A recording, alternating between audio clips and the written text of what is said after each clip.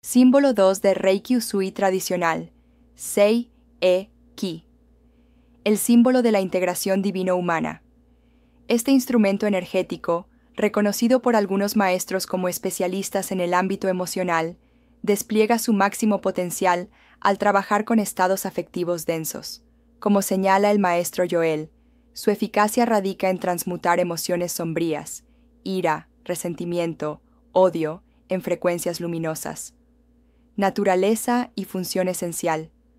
Representa la fusión consciente entre lo divino y lo humano, simbolizando el puente entre nuestra naturaleza terrestre y el plano espiritual.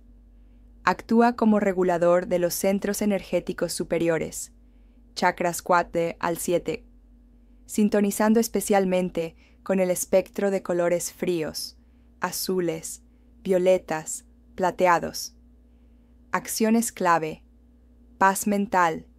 Opera como disipador cósmico de la agitación psíquica, instaurando quietud mediante la presencia divina en la mente. Purificación profunda genera campos de limpieza energética al descomprimir núcleos emocionales estancados.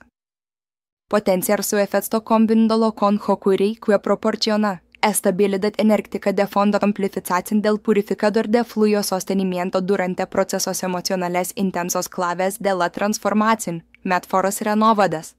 Disipador quiesmizo, toxinas psicoemocionales, frecuencias luminosas, estructura modular, separación clara de funciones, técnicas y fundamentos.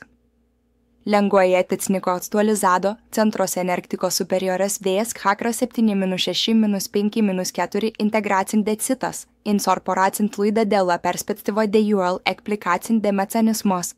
Clarificación de tsmo, el efecto emocional genera alivio físico, eliminación de redundancias, síntesis de conceptos repetidos en el original, jerarquización visual, uso estratégico de negritas y listados.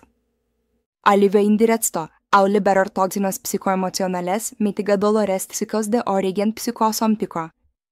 Armonización social, neutraliza conflictos interpersonales, estados depresivos y ambientes cargados, técnicas de aplicación, trazado primario, con la mano proyector, habitualmente derecha, puntos focales, máxima eficacia en chakras cardíacos.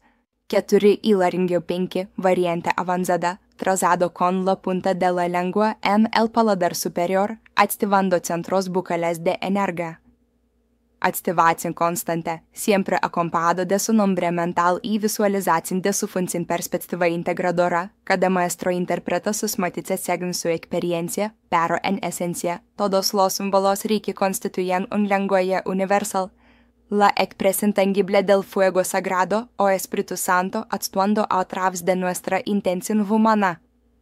Nos convertimos en conductos donde lo infinito se manifiesta mediante nuestro limitado pero divinamente inspirado entendimiento. Sinergia recomendada.